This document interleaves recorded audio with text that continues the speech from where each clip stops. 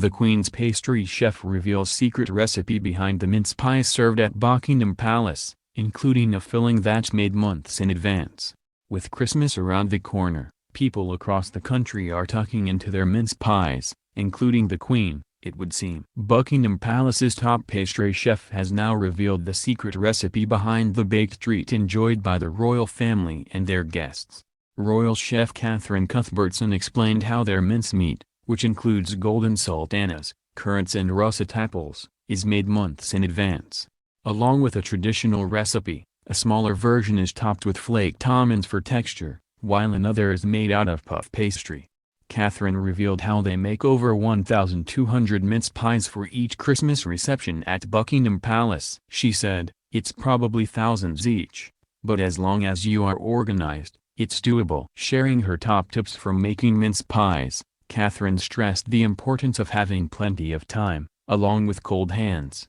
Traditional mince pie recipe. Ingredients: for the mince meat, zest and some juice of 1 unwaxed lemon, zest and some juice of 1 unwaxed orange, 2 tablespoons brandy, 1 tablespoon of port, 1 tablespoon of rum, 1 tablespoon of sherry, 120 grams, 1 cup, suet, 160 grams, 3/4 cup, golden sultanas, 100 grams, ½ cup, raisins, 100 grams, ½ cup, mixed peel, 100 grams, ½ cup, currants, ½ teaspoon of ground nutmeg, ½ teaspoon of ground cinnamon, 1.2 teaspoon ground cloves, 160 grams, 6 ounces, russet apples, peeled and grated, 500 grams, 1 pound 2 ounces, sweet pastry. Egg wash for sticking lids on the bases. Granulated sugar for the top of the mince pies before baking. Icing sugar for dusting. Equipment: 12 hole non-stick shallow baking tray. Mince pie tin 32 by 24 centimeters, 12.5 by 9 inches. Fluted or plain cutters. Method: place all the dry ingredients into a large mixing bowl and stir. Then add all the liquid and grated apple and allow to soak for at least 1 week in a 1 kilogram Kilner jar set in the fridge or pantry. Preheat the oven to 190 degrees C, 375 degrees Fahrenheit.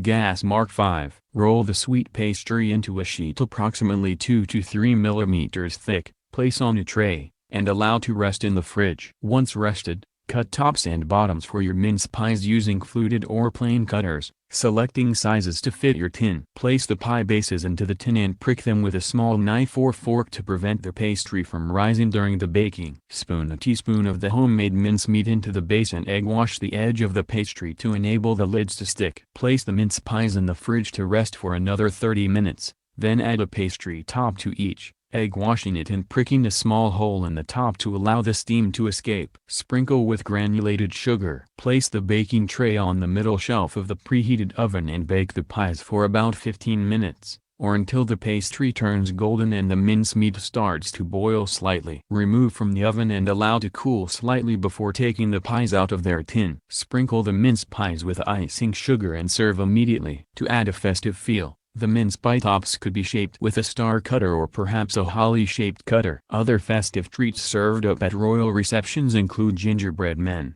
jammy dodgers and mini chocolate roulades. It comes after it was revealed that the Queen and Prince Philip gave their 1,500 staff a rather surprising gift at Christmas. The official website of the royal family reveals that Her Majesty gifts a Christmas pudding to each and every member of her staff. The tradition was handed down by her father, King George VI, and her grandfather, George V. In previous years, the Queen is reported to have favored puddings from Harrods or Fortnum and Mason, which holds a warrant as the royal grocer, but appears to have since swapped to a rather more ordinary retailer. According to Hello, the monarch opts for Tesco's finest matured Christmas pudding, having switched to the budget option in order to cut costs.